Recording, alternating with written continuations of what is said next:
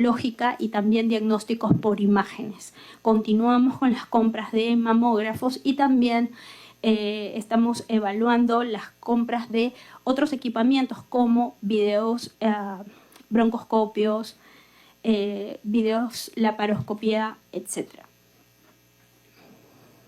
Estamos proyectando una compra para el próximo año de más de 700 equipos y esto no es un dato que nosotros lo hayamos, digamos, sacado al azar. Esto es un dato que nosotros hemos analizado en base a información que tenemos de lo que se ha venido comprando a lo largo de estos años, como les voy a mostrar a continuación, y también obteniendo las necesidades de cada región. El literal D, que tiene que ver con el fortalecimiento ya propio de acciones de prevención y control del cáncer. Y aquí hemos considerado, por ejemplo, el mantenimiento de equipamiento, ¿no? Incluido, por ejemplo, el tema del mantenimiento de radioterapia en el IREN Centro, que sabemos que en este momento está en estado crítico. Funciona un equipo de radioterapia y el otro, lamentablemente, no se le ha brindado un mantenimiento adecuado y no está funcionando. Así que nos hemos reunido con estos funcionarios también y estamos solicitando para poder dar soporte a ello. Y también estamos en este literal de fortaleciendo el tema de la telemedicina. En este momento estamos haciendo la implementación de la telemamografía y pretendemos que esta telemamografía vaya hacia todas las regiones. Hemos comenzado en este momento ya con un piloto desde abril. Tenemos 6 establecimientos y esperamos que para el próximo año los pueda tener en el resto de regiones. También se está fortaleciendo la telemedicina en cáncer infantil para un diagnóstico temprano. Y el otro literal, que es el literal E, es el referido básicamente a la compra de insumos médicos y medicamentos, ¿no? En este caso, hemos observado a lo largo de este último año que se han incrementado las aprobaciones, ¿no? Tenemos alrededor de 43 condiciones de uso aprobadas y tenemos también el incremento de insumos para el tema del tamizaje, como viene a ser el tema del virus del papiloma humano. Entonces, básicamente esos serían los 5 literales que estamos proponiendo. Siguiente, por favor.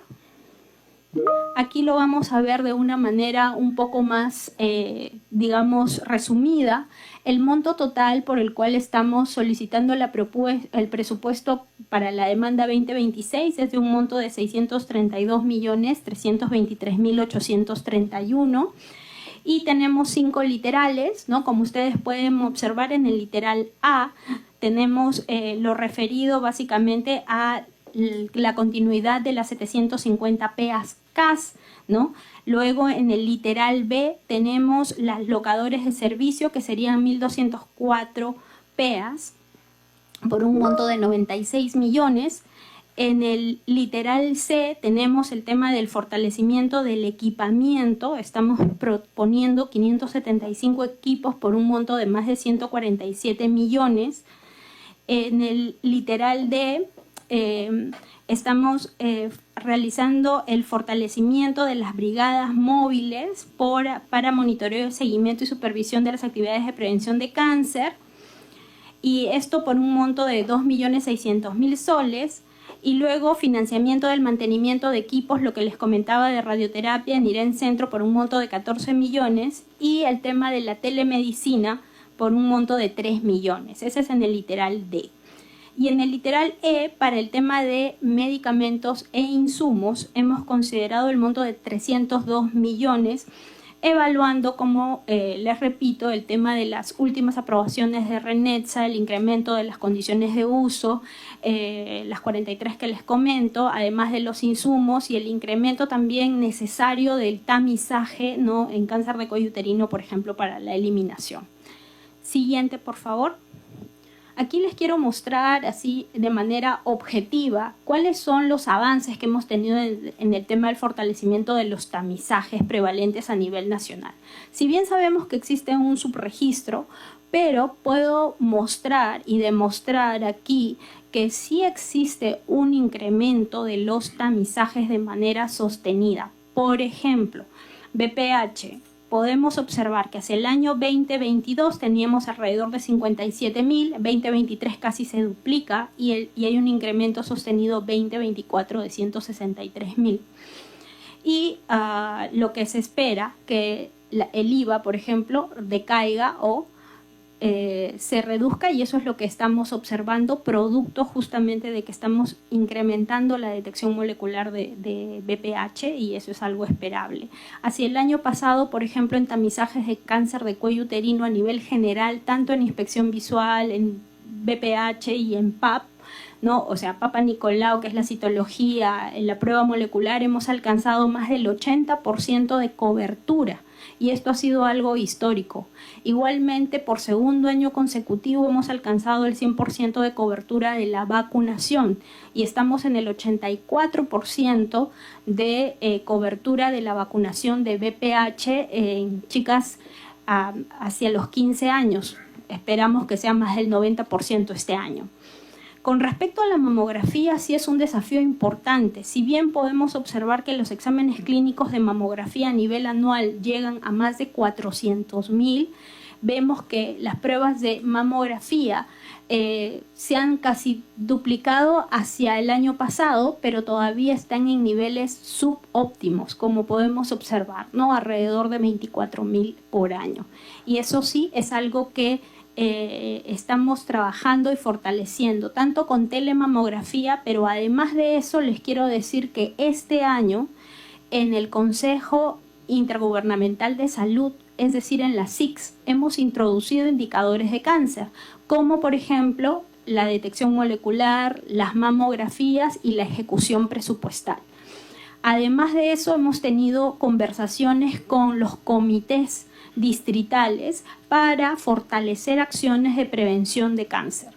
Y bueno, estamos tratando de trabajar, como les digo, también no solo desde el Ministerio de Salud, sino también intergubernamental. Creo que introducir estos indicadores en la SICS, además de están en los convenios de gestión, indicadores de desempeño, el tema de los tamizajes. Así que ese bono que se les ofrece a los trabajadores formales anual también nos va a hacer mejorar sin duda ese tema de los tamizajes. Siguiente, por favor. Podemos observar también las atenciones, el avance en el fortalecimiento de las atenciones oncológicas, van en incremento sostenido y este año proyectamos más de 1.100.000. Siguiente, por favor. Y en cuidados paliativos, el tema de las brigadas sí yo creo que ha sido evidentemente beneficioso y se observa en este cuadro cómo los atendidos en cuidados domiciliarios gracias al tema de las brigadas se ha quintuplicado prácticamente y esto ha mejorado la calidad de vida de miles de peruanos y peruanas. Siguiente. Nosotros estamos trabajando de manera objetiva con indicadores. Y quiero resaltar que dentro de estos indicadores nosotros pretendemos coberturas de tamizaje de cáncer de las neoplasias prevalentes en más del 80%. Ese es mi objetivo, que la proporción de casos de cáncer en estadios iniciales 1 y 2 sean mayores al 40% y que los estadios avanzados se reduzcan menos del 65%. También lograr que se brinde una atención integral de cáncer oportuna y de calidad en el 100% de las IPRES. Y estamos en este momento, hemos elaborado una ficha con una revisión sistemática y estamos comenzando IPRES por IPRES a visitar a fin de mejorar estos aspectos de calidad. Hemos realizado capacitación a las gestoras de cáncer, a las coordinadoras de cáncer a nivel nacional. Llevamos realizando 2 capacitaciones para mejorar temas de gestión. También queremos cerrar la brecha de acceso a nuevas tecnologías para el tratamiento de cáncer, reducir el abandono de tratamiento en niños y adolescentes menos del 5% y también mejorar la disponibilidad de los suministros oncológicos. En este momento tenemos pocos casos, muy pocos, muy puntuales de disminución de la disponibilidad de suministros oncológicos y esperamos fortalecer con ello y mejorar. Había preparado algo con respecto a equipos, pero no sé si sea pertinente presentarlo ahora o usted me dirá si Si continúo o...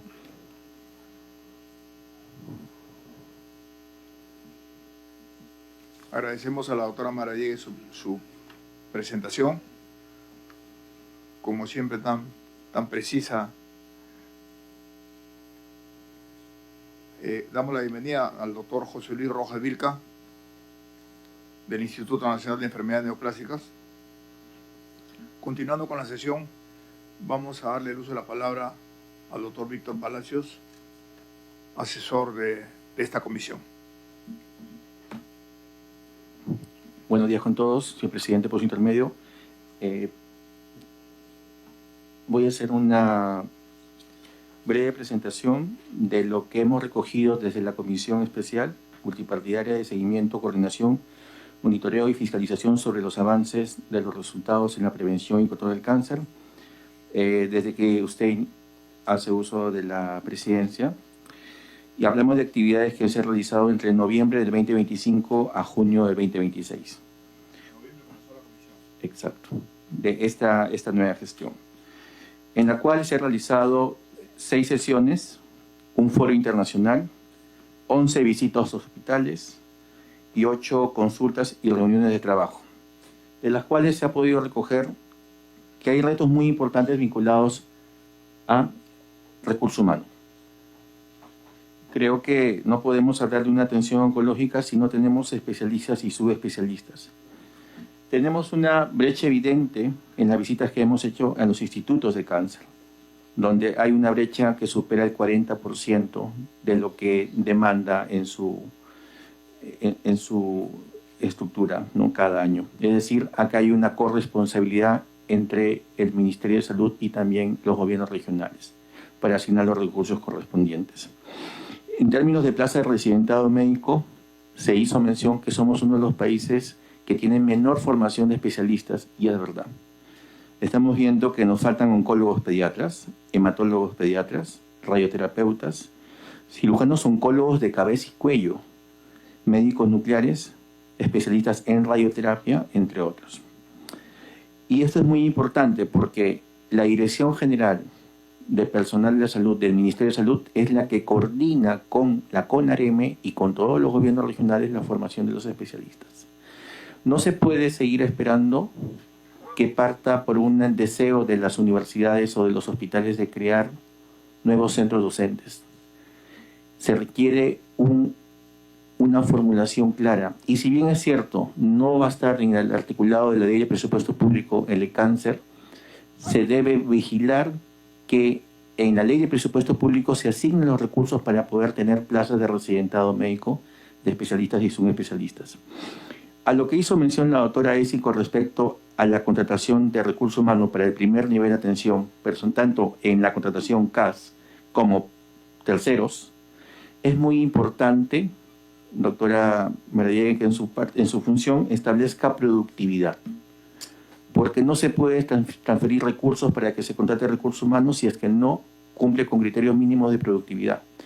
Hemos visto que en el proceso de implementación de la detección molecular por VPH, en su primera fase, menos del 5% de las mujeres que tenían VPH positivo tenían seguimiento. Se tuvo que contratar ginecólogos para que ese porcentaje aumente hasta un 15-20%. Entonces, es importante. ¿Por qué? Porque las estadísticas que nos mostró, si mal no recuerdo, en el foro, esa estadística de seguimiento era menor al 40%. Entonces, si vamos a invertir en recurso humano para que haga seguimiento a las mujeres con VPH positivo o con sospecha de cáncer, que se oriente a hacer buen uso de los recursos. Siguiente. Con respecto a la eliminación del cáncer de cuello uterino en el Perú como problema de salud pública. Nosotros hemos iniciado con un proceso de vacunación muy importante como país, pasando de la vacuna tetravalente inicialmente para mujeres, para niñas y adolescentes, y posteriormente con el reglamento de la Ley Nacional de Cáncer se logra vacunar a niños. Sin embargo, en términos de eficacia, sabemos que esta vacuna tetravalente tiene una eficacia de un 80% para disminuir la prevalencia de neoplasias vinculadas a VPH. Si nosotros como país pasáramos de la vacuna tetravalente a nonavalente, la eficacia sería mayor al 90%. ya está en el fondo rotatorio de OPS y está a un precio que podemos comprarlo. Existen 200.000 vacunas contra VPH tetravalente en Senares en este momento y se han transferido para la compra de 500.000 vacunas. Podemos tomar decisión de este año, cambiar esos 500.000, esa compra de 500.000 vacunas para una vacuna nonavalente. Yo creo que esta es una decisión que es una decisión importante y trascendental porque tenemos una incidencia muy alta de cáncer de cabeza y cuello vinculado a VPH en el Perú. Siguiente. Con respecto al proceso de implementación agresivo de lo que es la detección molecular contra el VPH, ha sido un programa exitoso el que está llevando a cabo a Perú. Sin embargo, no solamente puede estar limitada a las mujeres del MINSA, afiliadas al CIS, sino que debe ser gratuito para las mujeres también de Salud, Fuerzas Armadas y la Policía Nacional del Perú. No debe haber distinción por tipo de afiliación. Y una de las cosas quizás más importantes es ya programar una compra multianual con una ficha homologada. Doctora Desi, ese es un trabajo pendiente. Nos demoramos 9 a 12 meses en un proceso de adquisición a través de Senares para tener pruebas moleculares de VPH, donde un documento se queda ahí por ese tiempo, mientras que a alguien se le ocurre acordarse de ese proceso de compra. Yo creo que ya podemos comprar por 3 años y con una ficha homologada para que no se piense que hay un endireccionamiento de la compra de la prueba molecular, sino que exista pluralidad de postores. Ya está haciendo el avance con el tema de radioterapia. Siguiente. Y en ese sentido, la población objetivo a tamizar, hablamos solamente para la población CIS de 3.5 millones de mujeres. Estamos todavía lejos de lograr la cobertura de la población objetivo. Si hablamos de la población total, sin distinción de filiación, de mujeres peruanas de 30 a 49 años, hablamos de más de 5 millones de mujeres. Eso nos insta ya a hacer una compra multianual porque tenemos los recursos antes que eso se reviertan. Y eso se podría iniciar este año, ese proceso de mejora del funcionamiento para que esté listo para el próximo año. Un tema importante es el primer nivel de atención. Y si bien es cierto, el primer nivel de atención tiene muchas falencias, yo creo que para un programa de tamizaje de cáncer de cuello uterino que está siendo tan agresivo en el Perú, las compras a través del OPS de los equipos para manejo de lesión premaligna de cuello uterino es una gran oportunidad. Hemos visto que en el año 2022 los equipos nos vendían a 400%, 500% más el valor. Y eso era inconcebible. Yo creo que es un gran ahorro y podríamos equipar todos los establecimientos de salud 1-4 y sería un impacto sobremanera para la población de las mujeres. Otro punto importante, ha hablado de la teleapoyo diagnóstico en telemamografía. Importante es incluir el tema de telecolposcopía, que inicialmente lo ideamos a través de la Dictel y que posteriormente Senate lo desarrolló. Yo creo que ese es un tema pendiente también para poder acercar a las mujeres a un especialista mediante teleapoyo diagnóstico. Siguiente. Iniciativa Mundial contra el Cáncer de Mama. ¿Qué resultados nos dio el Plan Esperanza hasta el año 2016 según el reporte de OPS? Que no se hacían más de 3.000 mamografías al año. Ahora, ver las estadísticas en el cual supera largamente las 20.000, 30.000 mamografías, nos indica algo, que es importante tener mamógrafos. Que la compra de mamógrafos era vital. Y ya hizo mención a algo importante, la red de telemamografía, porque no tenemos la cantidad de especialistas en radiología para que lean estas mamografías. Esperemos que esa red de telemamografía que inicialmente está con 6 mamógrafos, ¿sí? Sí. Puede escalar a los 30 que he planificado, pero que llegue a los más de 70 mamógrafos operativos que tenemos en el país. La red de patología digital también es un tema muy importante. No es posible que nuestros pacientes de Tacna, Puno, Madre de Dios, vengan con sus tacos y láminas porque se le pide que vuelvan a hacerle una biopsia en Lima. Se le pide o se le hace nuevamente una biopsia en Lima. Entonces, creo que tranquilamente podríamos tener, mediante uso de un escáner digital, podríamos acercar el especialista del INEM, de los IRENES norte, centro y sur al especialista que está en las regiones, que está en Tacna, que está en Puno, que está en Madre de Dios. Y esto va a cortar el intervalo de tiempo diagnóstico. El intervalo de tiempo diagnóstico, que es muy importante.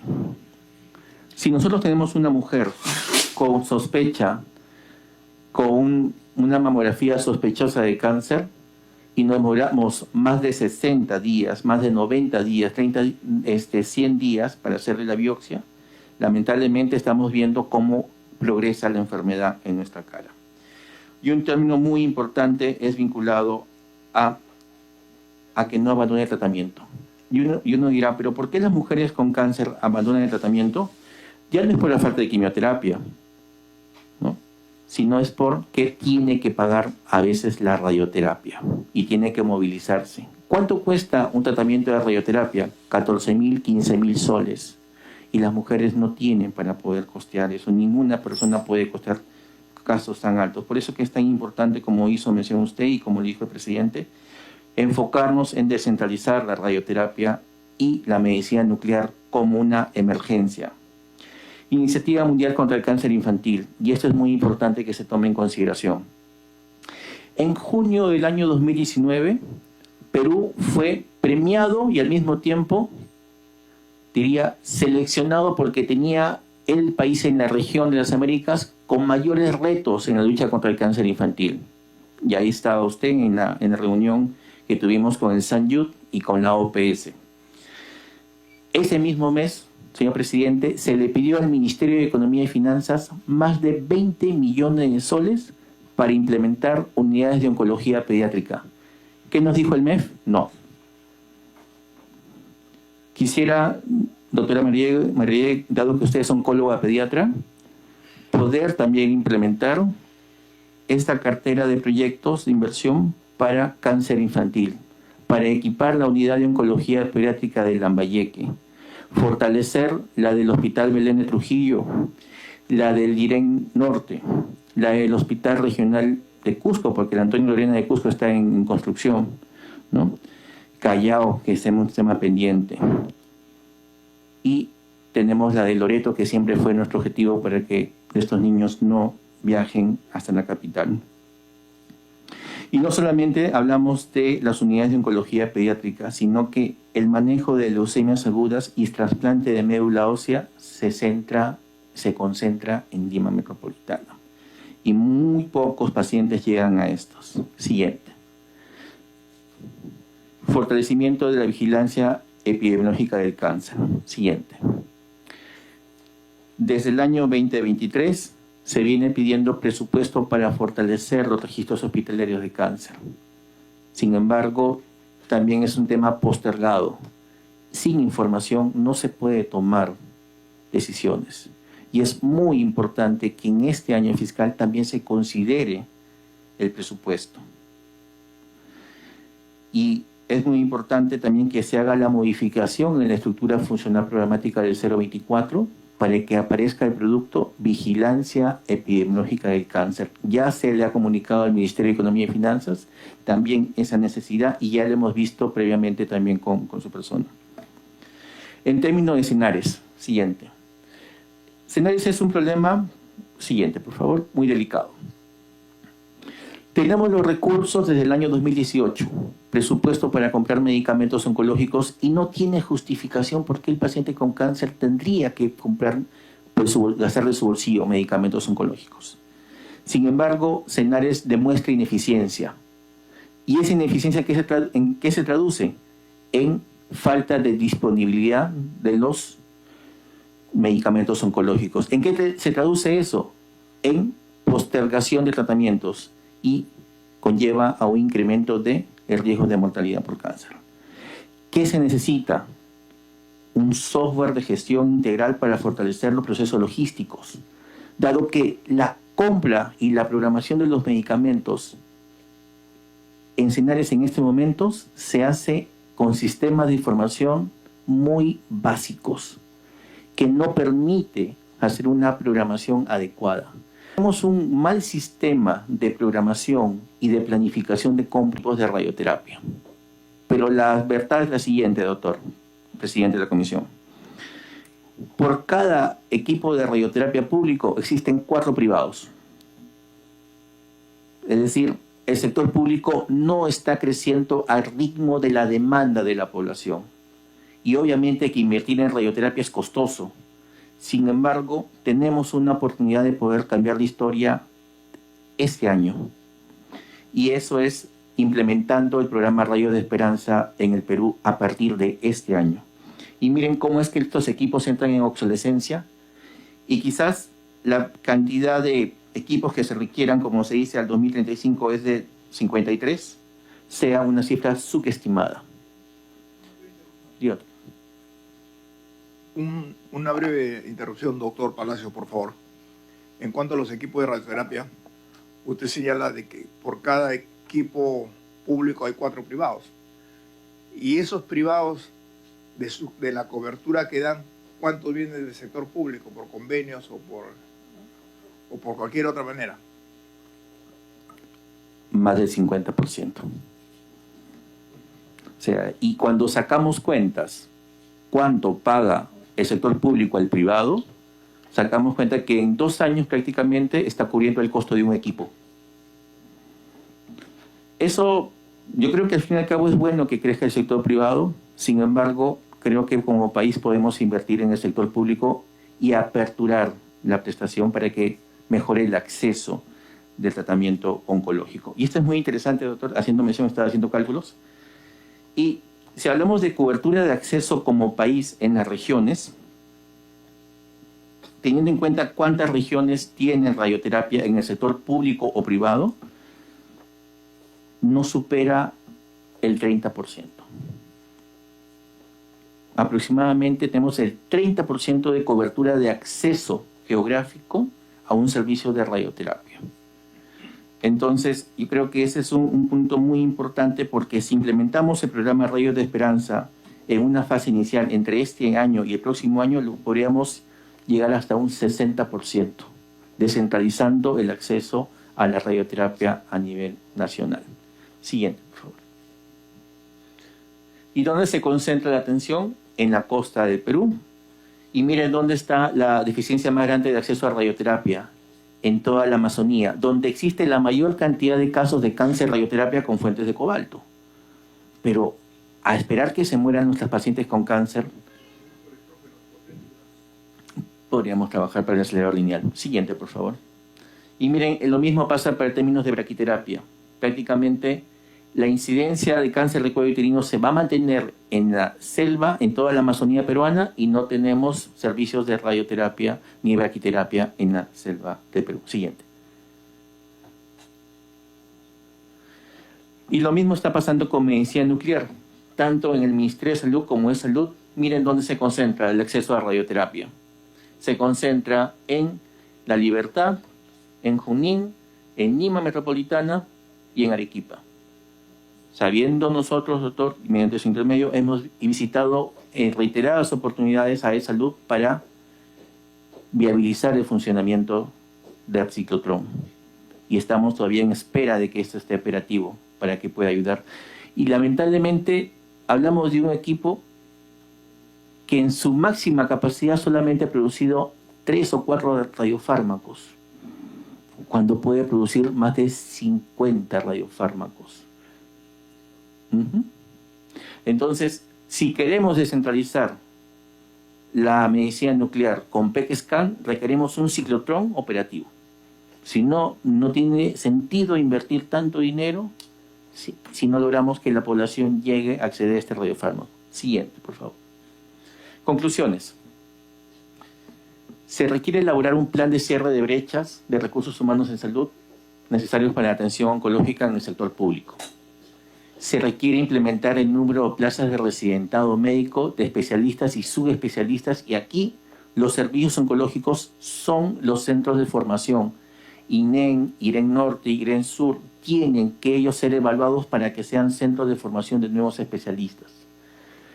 Promover el cambio de vacunación de la tetravalente a la nonavalente, yo creo que es una decisión de salud pública que la tiene que evaluar el Ministerio de Salud, pero que sí es factible hacerla desde la compra de este año. Cuarto punto, implementar la detección molecular BPH a las mujeres de 30 a 49 años sin distinción de tipo de seguros, ya sea del MINSA o de Salud, Fuerzas Armadas o PNP. Compra internacional de equipos para manejo de lesiones premalignas de cáncer de cuello uterino y mamógrafos digitales. Implementación de la red de telemamografía, que lo ha hecho, y eso es excelente que lo haga, en verdad, porque se necesita tener los mamógrafos interconectados, pero falta patología digital. Y cuando CDC muestre el intervalo de tiempo diagnóstico, vamos a entender por qué es tan importante tener la patología digital en el Perú implementada en los próximos años, el próximo año. Implementación de unidades de manejo de oncología pediátrica, leucemias y trasplante de médula. El fortalecimiento de la vigilancia epidemiológica del cáncer, que incluye el Observatorio Nacional de Cáncer Infantil, que no esté desfasado, que esté actualizado todos los meses. La compra de medicamentos oncológicos esenciales y de alto costo, pero que sea oportuna. No nos podemos demorar 9 meses, 4 meses, 5 meses y Senales después de 5 meses nos diga, no te voy a dar el medicamento. Venimos arrastrando años con este problema de Senales y podemos solucionarla con un software que permita planificar mejor la compra de los equipos, de los medicamentos. Y 10º, implementar el apoyo técnico internacional para desconcentrar y descentralizar los servicios de medicina nuclear y radioterapia en el Perú. Porque tenemos los recursos y creo que es la oportunidad, doctor, de poder hacer un impacto. Esto es fundamental. Entre este año y el próximo año podemos dar un cambio radical en la salud pública vinculado al tema de cáncer, logrando descentralizar la radioterapia y la medicina nuclear. Existe la posibilidad. Está todo listo. Por último, hay cosas pendientes. Hablamos del artículo de presupuesto de cáncer en la Ley de Presupuesto Año Fiscal 2026, ¿no? Pero, ¿dónde está escrito la necesidad de salud? ¿Dónde se visibiliza la necesidad de las Fuerzas Armadas y PNP? Porque son pacientes con cáncer que también requieren ser atendidos y que requiere que se invierta, pero la población no sabe cuándo se invierte. Hablamos de una Ley Nacional del Cáncer y muchos especialistas de salud, de Fuerzas Armadas y la Policía Nacional del Perú dicen, ¿cuánto invierten en cáncer después de la Ley Nacional del Cáncer? Y tiene que haber una visibilidad. Es importante que la población sepa, porque hablar de cáncer no solamente es MINSA, es salud, Fuerzas Armadas y PNP. Se tiene que generar la habilitación legal para compras internacionales. Tenemos que, con los recursos que se puedan quedar este año, doctor, no devolverlos. No podemos darnos el lujo de fallarle a los pacientes con cáncer. Si nosotros devolvemos presupuesto, le estamos diciendo que no nos importan. Y esos recursos podemos permitir mandarlos fuera del país y comprar los equipos a menor precio, haciendo economía de escala. Como lo hacen en África. Es una posibilidad. Renexa. Renexa tiene que mejorar en su funcionamiento, en su calidad de evaluación de tecnología sanitaria para que podamos tener acceso a nuevos tratamientos. Ayer en el grupo de trabajo de cáncer de mama se hizo mención también de la importancia de la evaluación de tecnología sanitaria. Nosotros desde la Comisión estuvimos atentos siguiendo el desarrollo del mismo. Guías de práctica clínica que tienen que implementar el INEM con el INS y que incluye también a eSalud. Recursos financieros para mejorar el mantenimiento de la infraestructura hospitalaria y de los equipos. ¿De qué nos sirve comprar equipos tan caros si no le hacemos el mantenimiento? Bien lo dijo la doctora Marallegue, IREN Centro tiene su equipo, su acelerador lineal que requiere urgente el mantenimiento porque si no está inoperativo. Y ese equipo es el que le da también el servicio a eSalud en Junín. Entonces, es un tema que conlleva a que el gobierno regional de Junín se haga responsable, doctor, de los recursos que se necesiten financiarlos. Son 14 millones, creo. 14 millones de soles lo que requiere el IREN Centro para que esté operativo ese acelerador lineal. La implementación de historia clínica electrónica y que va a ser materia de la próxima presentación. Si tuviéramos una historia clínica electrónica con variables establecidas, definidas por CDC, podríamos tranquilamente tener un registro hospitalario de cáncer al día. En este momento, INEM tiene una historia clínica digital. E-Salud, igual. Entonces, tenemos que migrar y pasar a una historia clínica electrónica, como corresponde, para poder tener datos en tiempo real. Y como bien ya se ha revisado en otros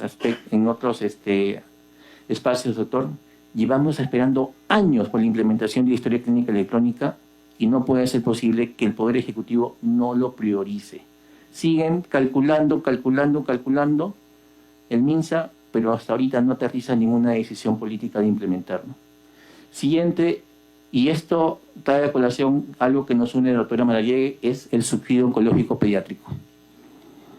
Algo que está pendiente y que no hemos visto en el articulado de la ley de presupuesto. Y que hay que ver cómo vamos a efectivizar, pero que los papás de los niños con cáncer del CIS están pidiendo que le digamos cuándo se va a ejecutar. Sí, termino la última. Y la última es el Plan Nacional de Cuidados Paliativos para los pacientes con cáncer oncológicos y no oncológicos, ¿no? Esos son temas pendientes que me gustaría que, culminada la rueda de presentaciones, se pueda discutir y poder conversar. Gracias. Gracias, señor presidente, doctor Alejandro Aguinaga, y por intermedio suyo a los demás miembros de esta comisión importante. Me va a tocar a mí hacer una exposición de los principales indicadores del registro hospitalario de cáncer que ha implementado el CDC a nivel nacional. Y quiero remarcar acá, señor presidente, la importancia de la información para una gestión eficiente de un programa como cáncer, ¿no? Siempre se tiene que estar mirando los resultados, y los resultados hay que verlos de manera independiente y fría. ¿Y quién más que los que hacemos vigilancia para recoger esa información que va a poder servirnos para ver cómo estamos trabajando y hacia dónde caminamos? Esa es la importancia de los registros hospitalarios de cáncer, y tiene una importancia, tiene una diferencia también importante con los registros de cáncer de base poblacional, porque están centrados en hospitales. Entonces, los registros hospitalarios de cáncer se desarrollan en cumplimiento de dos normas importantes. Primero, de la Directiva Sanitaria 004 del año 2006 y de la Norma Técnica de Salud 199 del año 2023. Estos documentos nos dan la oportunidad para poder implementar estos registros en las diferentes instituciones. Entonces tenemos a este momento cerca de 90 hospitales que tienen registros hospitalarios de cáncer, y este proceso se ha ido implementando, ampliando y mejorando.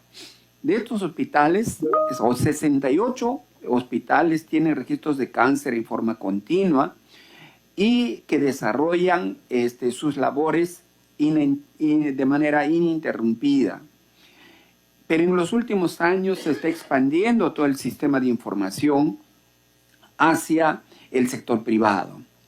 Y dentro de este grupo de hospitales que tienen registros de cáncer, tenemos a 4 hospitales de las Fuerzas Armadas y de la Policía Nacional, tenemos 2 hospitales del Seguro Social y tenemos 7 clínicas privadas que están aportando información, pero seguimos trabajando. Siguiente. Esta es la situación, este es el resultado de la recolección de datos a través de este sistema de información desde el año 2020 hasta el año 2025, al 30 de abril de este año. Ese es uno de los atributos de este sistema de información que puede reportarnos información prácticamente. Sí. Le vamos a conceder, por favor, le concedo una interrupción al doctor Palacios. Ok. Doctor, mil disculpas, perdóneme que acá dice, esta información no incluye ni el INEM ni E-Salud. Sí, es correcto. Ok. Esta información, si quisiéramos que represente todo el país, por la importancia que tiene, pero hemos tenido procesos de demora en los acuerdos que hacemos con INEM. Hemos venido conversando todo este tiempo, hay algunas dificultades de protección de datos personales, algunas partes técnicas, pero todo el proceso está listo para comenzar a intercambiar información con INEM y debemos comenzar esta semana. Esta semana debemos comenzar a intercambiar información porque todas las pruebas ya se hicieron. Con eSalud, la parte técnica de CDC está haciendo las coordinaciones con su respectiva contraparte de salud y esperamos que en los próximos meses también podamos tener esta información vía interoperabilidad, ¿no? Así que en una próxima reunión que tengamos con esta comisión, tendremos la oportunidad de presentar información completa país. Por ahora, esta información recoge solo información de MINSA, de los hospitales de las Fuerzas Armadas y de la Policía Nacional y de las clínicas privadas que está el proceso de implementación. Entonces, esta gráfica, doctor Aguinaga, muestra los 15 tipos de cáncer más frecuentes producto del escenario de cáncer. Como vemos, este gráfico se diferencia de las estimaciones que hace los organismos internacionales como... Entonces, en mujeres, pues cáncer de cuello uterino, mama, cáncer de tiroides y ovario son importantes, ¿no? Siguiente, por favor. Esta es la población afectada por cáncer y que muestra una diferencia importante, ¿no? En mujeres, el cáncer comienza a afectar a mujeres cada vez más jóvenes, a expensas del cáncer de mama y cáncer de cuello uterino, ¿no? Por eso es que las poblaciones a intervenir comienzan a partir de los 25 años de edad. En hombres, la situación comienza un poco más tardío, a expensas del cáncer de próstata y cáncer de estómago. Esa es la importancia de este gráfico. Esta información recoge solo la información del cáncer en población de 18 años y más. La información de cáncer en población menor de 18 años se encuentra en el registro de cáncer de niños y adolescentes, que es otra información que no está en esta. Siguiente, por favor. Entonces, la importancia del registro hospitalario es que a través de esto podemos sacar información como esta, que no está en otra fuente de información, ¿no? Que es el método cómo se llega a conocer el cáncer. Cómo se llega a tomar conocimiento de la existencia del cáncer para dos tipos de cáncer prevalentes, de los más importantes, cáncer de mama y cáncer de cuello uterino. Y vemos que métodos de primer diagnóstico para este tipo de cáncer hay dos: tamizaje y presentación por síntomas. Y lamentablemente la presentación por síntomas es el cáncer cuando ya tiene síntomas, es un cáncer avanzado y con todas las dificultades que eso significa para el abordaje, ¿no? Cáncer es detección por tamizaje para cáncer de mama llega al 8%. Siguiente, por favor. Sin embargo, para cáncer de cuello uterino, creo que esta cifra es muy satisfactoria para nosotros porque hemos visto un crecimiento y esto refleja todo el trabajo que hace todo el equipo de la Dirección de Prevención y Control de Cáncer de MINSA. Tenemos una cifra del 22% de los casos de cáncer de cuello uterino captados por tamizaje y eso es importante, ¿no? Siguiente, por favor. Y comenzamos en esto con el indicador más bajo y a la derecha el indicador mejor en los hospitales. ¿Por qué tenemos un resultado de 85%? Porque este indicador sube a expensas de los hospitales grandes, los IRENs, los hospitales nacionales y algunos hospitales regionales que tienen porcentajes por encima de 85%.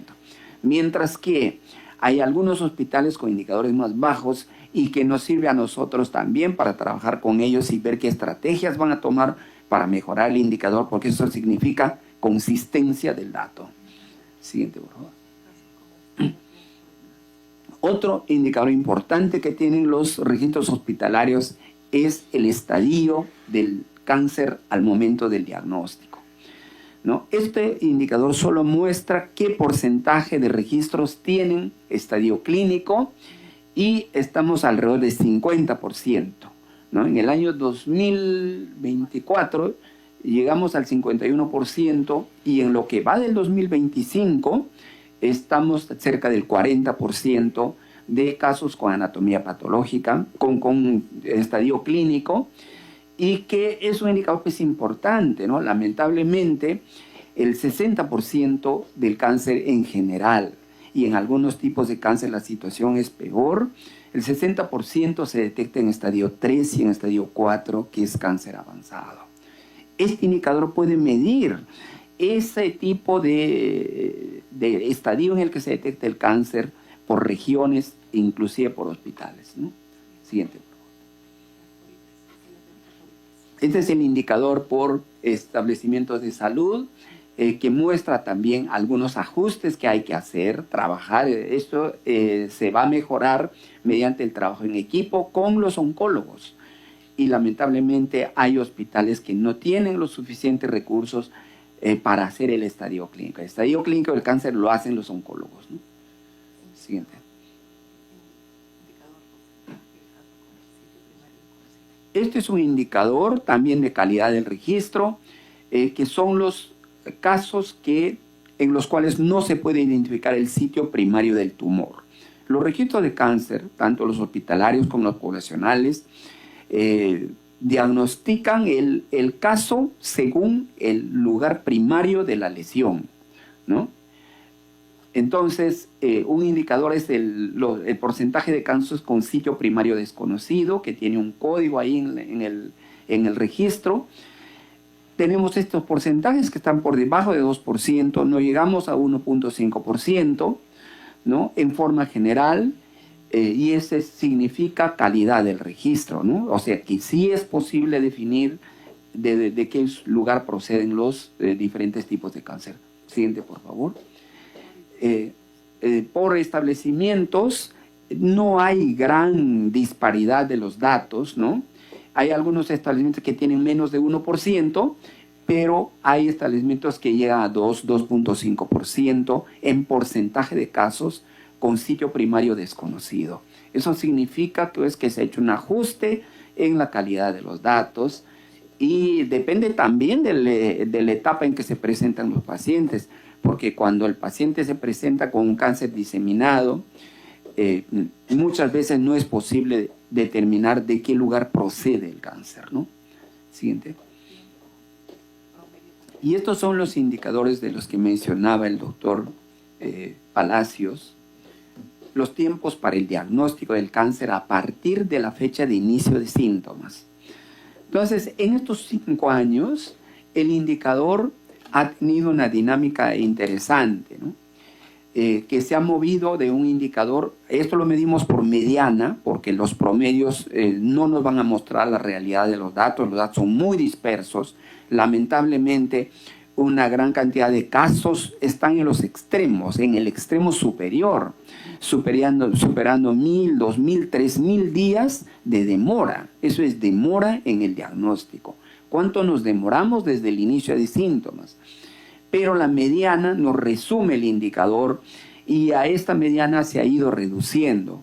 Al año 2024 teníamos una mediana de 102 días, ¿no?, de demora, y al año 2025 el indicador todavía no se puede medir porque los datos son muy pequeños, el periodo es muy corto, ¿no? Pero en términos generales, el indicador tiempo para el diagnóstico a partir de la fecha de síntomas se está reduciendo. También el indicador siguiente lo podemos ver por IPRES también, ¿no? Cómo está cómo se distribuye el indicador. Un indicador muy importante es la fecha de inicio de tratamiento, pero este indicador tiene que ver con los casos que reciben tratamiento. Nosotros en el registro tenemos los diferentes tipos de tratamiento a los cuales el paciente de cáncer tiene acceso. Sin embargo, como tenemos hospitales, desde hospitales provinciales hasta hospitales nacionales, de acuerdo a la capacidad resolutiva del hospital, el tratamiento al que puede acceder el paciente básicamente es cirugía y en algunos hospitales quimioterapia. Radioterapia es uno de los tratamientos más escasos y que se refleja en el registro, ¿no? Entonces, el tiempo de tratamiento mide el periodo que demora entre el diagnóstico definitivo del cáncer y el inicio de la primera terapia, sea esto una cirugía o una quimioterapia. Cuánto demora hasta el inicio de esa quimioterapia. Y es un indicador del cual podemos sentirnos satisfechos, pero hay que hacer ajustes, hay que revisar la consistencia del indicador todavía, porque si vemos la mediana es bastante corta, es por debajo de 30 días, ¿no? Con algunas brechas entre hospitales en los cuales este tiempo es bastante corto. Una mediana de 22 días para el inicio del tratamiento es un buen indicador. Sin embargo, hay que tener bastante cuidado y ir haciendo los ajustes correspondientes IPRES por IPRES, ¿no? Le voy a dejar a la doctora Reyes para que revise las conclusiones de esta información que estamos presentando. Gracias, doctor De Villa. Doctora Aguinaga, muy buenos días. Buenos días con todos. Para cerrar la presentación que corresponde a CS, la siguiente, por favor. Vamos a presentar las conclusiones. Como bien se ha mencionado, desde el CDC, por mandato de ley, tenemos, y bueno, también por nuestra propia normativa sectorial que se actualizó el año 2023, hemos venido conduciendo el desarrollo y la implementación de estos registros hospitalarios de cáncer, a pesar de lo que ya se ha mencionado, ¿no? Algunas limitaciones, por supuesto, que se vienen presentando en cuanto a recurso humano y a presupuesto, e incluso equipamiento disponible en estos hospitales para poder implementar adecuadamente estos registros. Por eso tenemos 90 hospitales ya inscritos, digamos, dentro del registro, 68 que vienen reportando de manera consistente información y todavía con información pendiente, como se ha mencionado, de incluir de salud y de INEM. Actualmente, la siguiente, por favor. Respecto a los indicadores que nos pidieron reportar en la reunión de hoy, respecto al indicador de confirmación histológica, el 85% de los casos registrados presentan este registro de confirmación histológica, pero como han visto la variabilidad a nivel de los hospitales, hay algunas cifras que necesitan mejoras, probablemente por falta de recurso humano, equipamiento, como ya se ha mencionado. Respecto al indicador de sitio primario desconocido, esto está en menos del 1.5% en promedio de los hospitales e IPRES que vienen registrando información, indica una buena calidad en codificación topográfica. En cuanto al estadio clínico consignado, solo en 51% de los casos se viene registrando este estadio clínico, ¿no? Lo que evidencia brechas en evaluación inicial. Esto puede ser compartido en parte por problemas a nivel de recurso humano en cuanto a la atención de los pacientes, ¿no?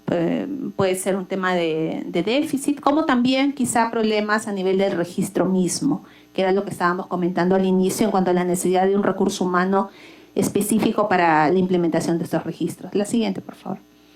En cuanto a indicadores operativos, la demora en diagnóstico, la mediana está en 102 días, con tendencia a la reducción según los casos que hemos venido registrando.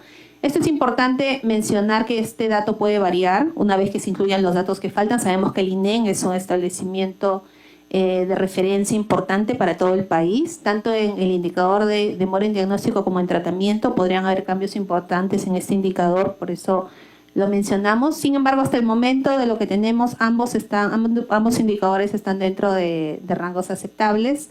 En cuanto a casos con tratamiento registrado, estos se tienen un 51%, se requiere fortalecer también este registro clínico terapéutico. La siguiente, por favor.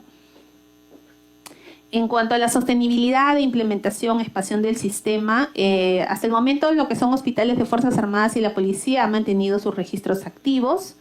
Se está iniciando, bueno, no se está iniciando, ya se inició la implementación a nivel del sector privado con algunas clínicas, pero obviamente hay un grupo de clínicas que todavía están pendientes de iniciar el registro, eso está en proceso, y se están desarrollando procesos de interoperabilidad para integrar y validar datos automáticamente. Eso es bien importante, de acuerdo a lo que mencionó el doctor Palacios. Nosotros también estamos de acuerdo en que la disponibilidad de una historia clínica electrónica facilitaría mucho el poder desarrollar tramas y poder hacer que esta data de las IPRES y de los hospitales pase, ¿no?, de manera más rápida al registro hospitalario y acortar nuestros procesos. El problema que vemos, por ejemplo, con diabetes, por decir un daño que vigilamos y que tiene estos temas de interoperabilidad, es que también esta historia clínica electrónica se implementa con diferentes software a nivel de algunos hospitales. Entonces esto puede generar algunos procesos ahí de demora posteriores. Necesitamos fortalecer el recurso humano, asignar personal capacitado y exclusivo para estos registros, para asegurar la calidad del dato. Asimismo, se tiene pensado implementar un programa de certificado de capacitación continua para este personal que trabaje en estos registros. Se hace necesario mejorar la infraestructura tecnológica e integrar la información, como ya se mencionó, de INE Salud. Son pasos importantes. La siguiente, por favor. En cuanto a necesidades que tenemos para este registro, como ya se mencionó, nosotros hemos presentado en 2023 y 2024 un plan de fortalecimiento. Ni bien salió nuestra norma, hemos estado viendo y gestionando los recursos que necesitamos para la contratación del personal, aproximadamente 50 personas, además de compra de equipos de cómputo y asistencia técnica en hospitales priorizados. Esto asciende aproximadamente a 7 millones de soles a la fecha, según se conversó y se remitió a DPCAN la solicitud. Asimismo, se ha trabajado este año en una propuesta de anteproyecto del plan multisectorial, que también se ha mencionado en la presentación previa de DPCAN. Estamos a la espera de que esto esté aprobado porque allí hemos considerado también contratación de personal y asistencia técnica, ¿no? La siguiente, por favor.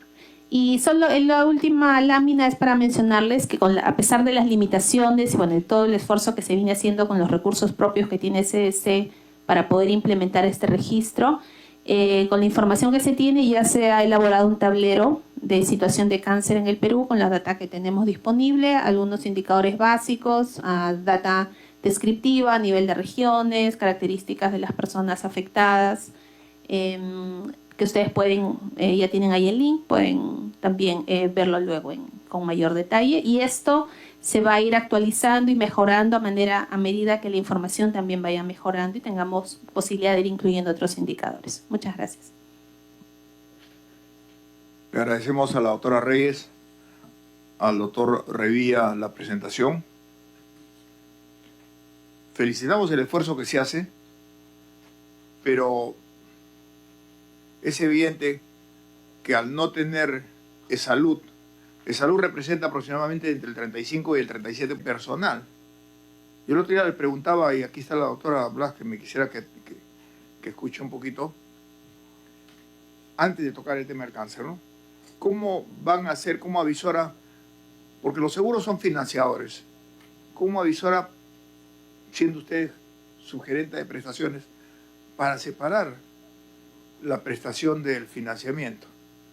¿Cuándo vamos a llegar a que sea realmente un ente financiador?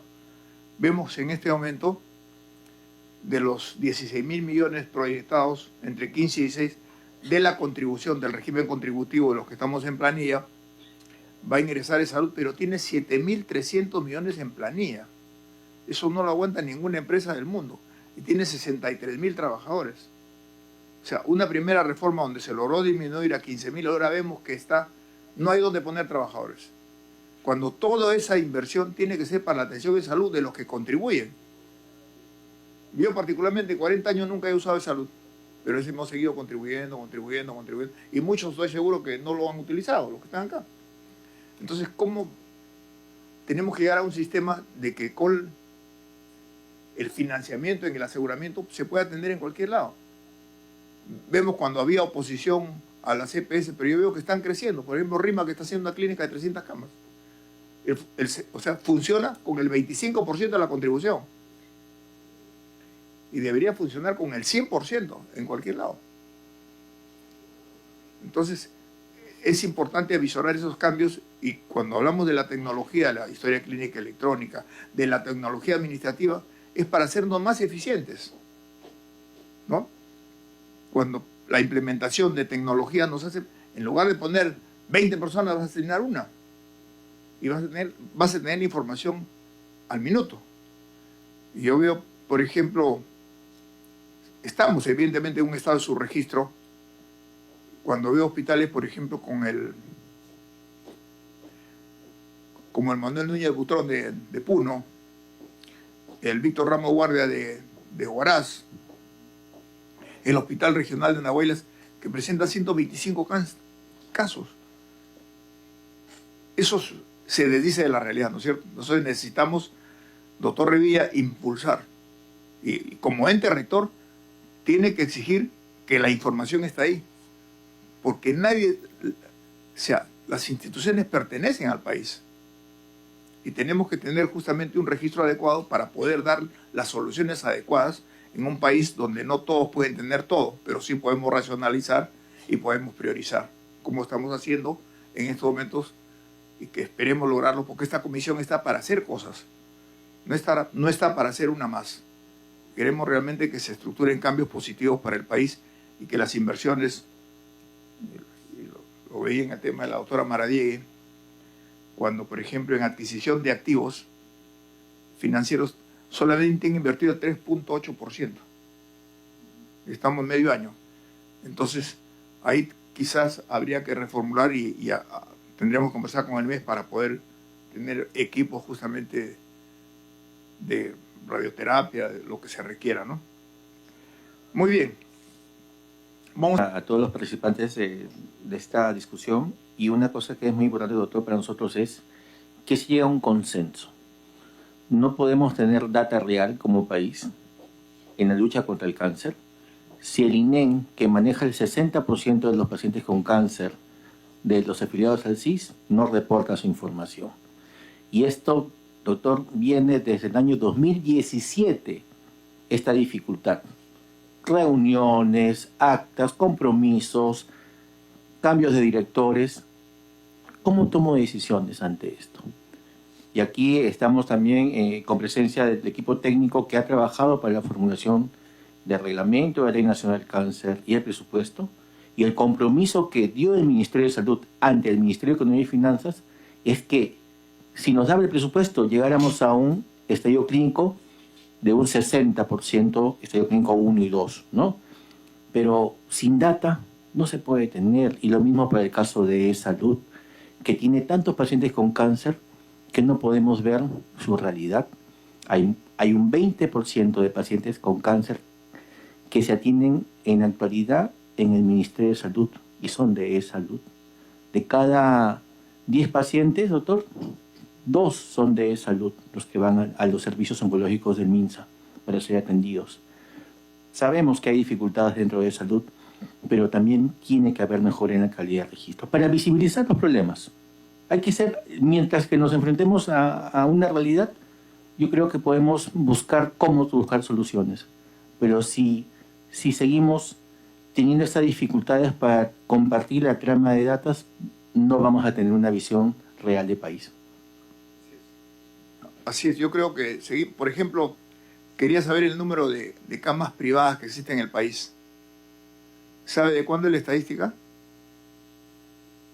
El último registro del 2009. Fíjese, 16 años de atraso. Entonces no podemos lógicamente poder generar alguna política que se cumpla cuando no tenemos un registro adecuado. ¿Alguien desea formular una pregunta? Doctora Reyes. Sí, quería hacer un comentario, lo manifestado por el doctor Palacios.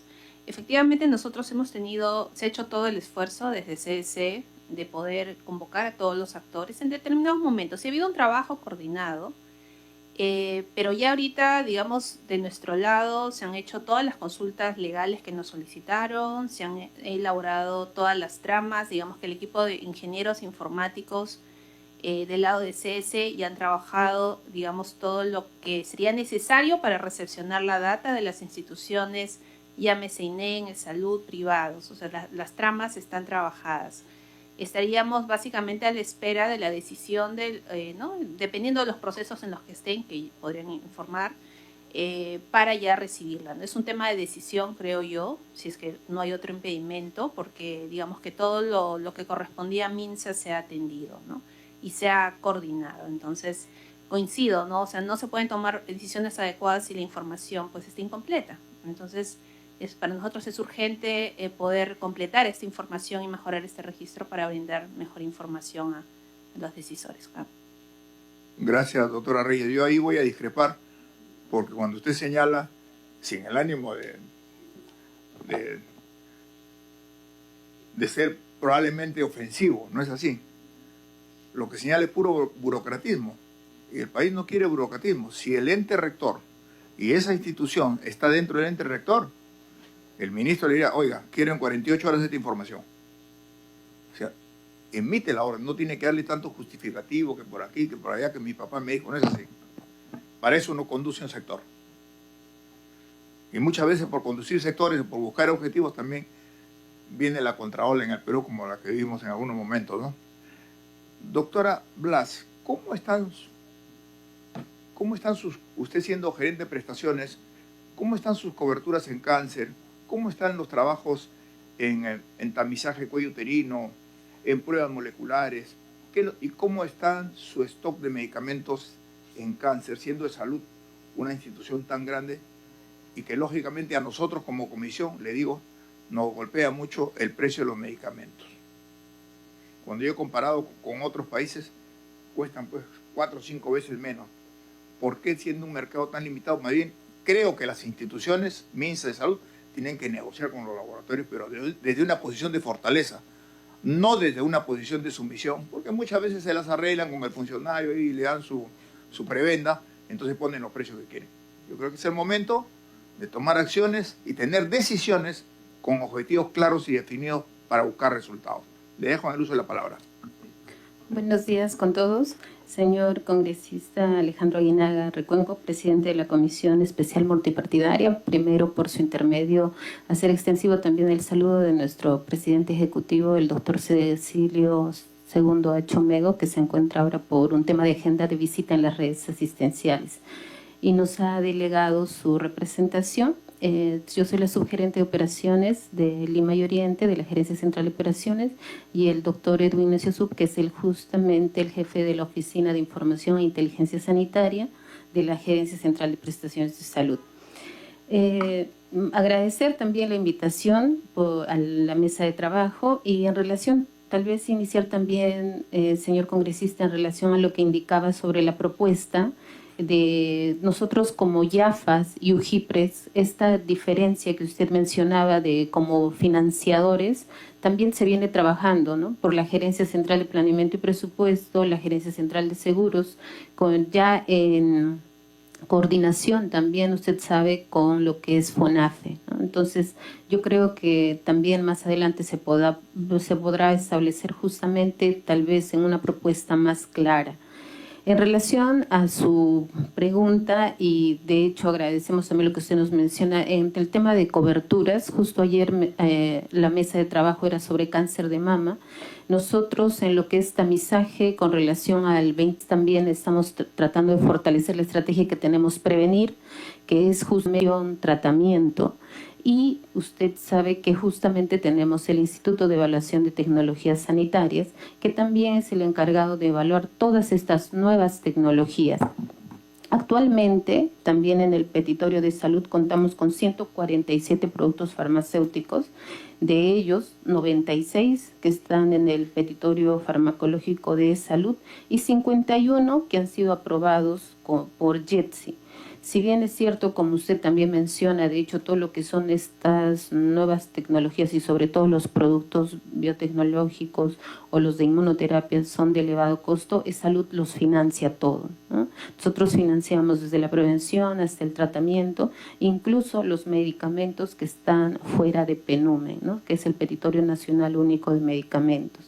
De alguna manera, también, como usted indica, podría fortalecerse de alguna manera la adquisición, pero también para eso hemos visto justamente estos mecanismos de adquisición a los cuales también el doctor hacía mención en su ponencia de que en el país también se debería fortalecer la regulación y están pendientes, ¿no?, de que se concluya. Pero nosotros actualmente financiamos todos los que se encuentran incluso fuera del Petitorio Nacional Único de Medicamentos. A su vez, también quisiera aprovechar antes de cederle la palabra de repente al doctor Edwin Neciosub en el tema de registro, sobre lo que mencionaba de fortalecer los aspectos de telemedicina. Nosotros tenemos el Centro Nacional de Telemedicina, a través del cual también se ha establecido lo que es teleoncología, porque sabemos que los profesionales especializados son escasos, pero justamente esta estrategia se ha previsto para fortalecer a nuestras redes asistenciales, ¿no? Así como fortalecer el diagnóstico a través de la telemamografía y la telecolposcopía, ¿no? Que se está haciendo de manera extensiva a nuestras redes asistenciales.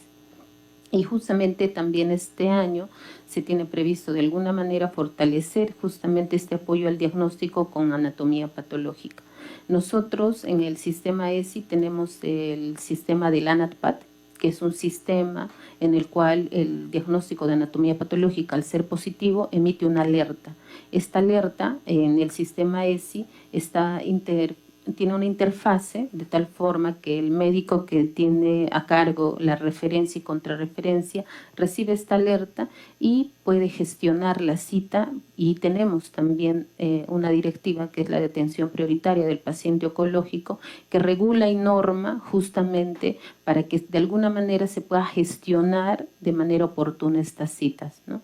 Entonces también por esa parte se viene fortaleciendo y tratando de mejorar, siempre con la finalidad de que esta detección oportuna y el acceso de los pacientes también se vea fortalecida. Gracias, doctora. Para precisar un poquito mejor, son los números, ¿no es así? En tal año tuvimos esto, en tal año hemos hecho, por ejemplo, tantas vacunaciones, tanto depistaje de cuello uterino, porque hay un compromiso de país de erradicar el cáncer de cuello uterino, en algunas otras patologías también. O sea, en el ciclotrón, por ejemplo, ustedes tienen un ciclotrón que tiene una inversión de 40 millones y produce un fármaco. ¿Cuál es la expectativa que tiene para este año de que en realidad pueda dar un servicio a todo el país? No se necesitan más ciclotrones pequeños cuando tienen ahí un tremendo monstruo, pero inútil. ¿Qué es lo que han avisorado? ¿Cuál es la decisión allí?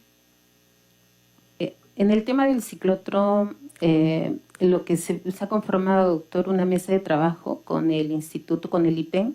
La última reunión que tuvieron fue el 6 de junio, donde se ha recibido la propuesta justamente y para poder, como usted mencionaba, de alguna manera fortalecer y dar esta prestación y se pueda producir mayor producción de radiofármacos. Por el momento, el ciclotrón, usted sabe que actualmente produce la cantidad de radiofármacos para sobre todo diagnóstico, pero para e-salud, ¿no?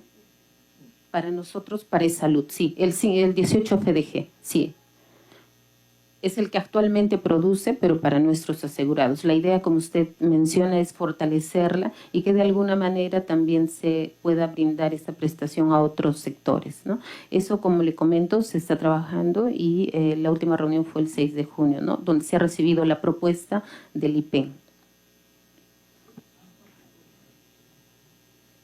Sí, doctor. Bueno, lamentablemente, si hablamos de términos económicos, como inversionista diría que ha sido una mala inversión. Lamentablemente, cuánto tiempo, del tiempo que está instalado, cuánto ha sido eficiente, es muy poco, ¿no? Y eso demuestra la importancia de siempre tener la cobertura de mantenimiento y que exista una mejor organización dentro de la institución. Nosotros no sé si ustedes han tenido oportunidad de visitar, hemos ido al ciclotrón y la verdad que me llamó la atención cuando veo cantidad de gente que pasa su vida sin hacer nada. Me genera un disconfort porque nadie hace un esfuerzo de querer hacer algo, ¿no? Y menos en una situación donde el país lo requiere. Pero felices, por eso es importante, usted como sugerente de prestación, hay que poner esto activo. Ya los papeleos, los buenos deseos, no tienen espacio en un país que requiere cambios. ¿Se da cuenta? Entonces, eso nos llamó nosotros hemos estado metidos ahí en el ciclotrón, como visitamos tantas instituciones, ustedes han visto Arequipa, Trujillo, Cusco, para que se pueda hacer algo, para que la gente despierte y pueda hacer algo. Tenemos estadísticas de camas privadas del año 2009, imagínense. Doctor Necio Sub, le dejo uso de la palabra. Sí, buenos días con todos. Estaba viendo la parte de lo que es registro hospitalario de cáncer. En el caso de salud, nosotros teníamos incorporado hasta el año 2006 11 registros hospitalarios de cáncer. estos en todos los establecimientos de segundo nivel y tercer nivel. En la actualidad tenemos 7. Sin embargo, es muy importante considerar que la información que se obtiene para mostrar en el registro hospitalario es tomado de los médicos tratantes. Y ahí hay un primer punto de consistencia de la información en el caso de salud. En el caso de salud, a través de lo que es telemedicina, hay un curso para lo que es la capacitación en cuanto a cáncer. Porque hemos visto que, en primer lugar, priorizar contratos de temas administrativos para los registros hospitalarios, en el caso de salud no es viable. En el caso nuestro es más viable generar una trama de datos con los datos que nosotros tenemos tomados de múltiples interacciones, que es con, como había mencionado la doctora Margot, ANATPAC y ESI. Eso, ¿por qué? Porque cuando nosotros hemos hecho el cruce de información, aproximadamente casi 200.000 personas al año en salud acceden a los servicios de salud con un diagnóstico probable o confirmado de cáncer. De esas personas, por ejemplo, si nosotros analizamos la cantidad de información, por ejemplo, en mamografías, y nos comparamos, la cantidad de mamografías producidas en el año 2024 son 181.000 versus los 26.000 que está haciendo el MINSA en estos momentos. Eso hace que la cantidad de información sea muy grande, y si MINSA necesita 50 personas, nosotros necesitaríamos más. Eso no es factible. Lo que estamos trabajando es tramas. Estamos trabajando tramas ya directamente entre el área técnica de salud con el área técnica de CDC. Ya tenemos una primera trama que en estos días vamos a compartir con CDC para poder seguir evaluando. Es un trabajo que no es reciente, es un trabajo que nos ha tomado mucho tiempo. Ya los datos técnicos de interoperabilidad o de gestión de tramas son muy diferentes, pero nosotros ya estamos preparando ya el primer envío a CDC.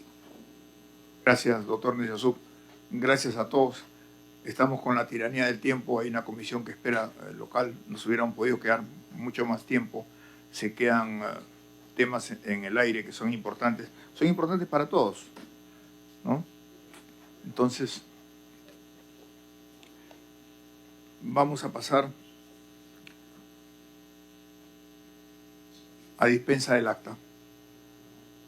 Antes de levantar la sesión, pido la dispensa del trámite de aprobación del acta para ejecutar los acuerdos tomados. Si no hay oposición, se hará por aprobado. Señor presidente, a través de la plataforma no existe alguna observación con relación al acta. Muy bien. No existiendo otros temas a tratar en agenda y siendo las 11:12, se levanta la sesión. Muchas gracias a todos.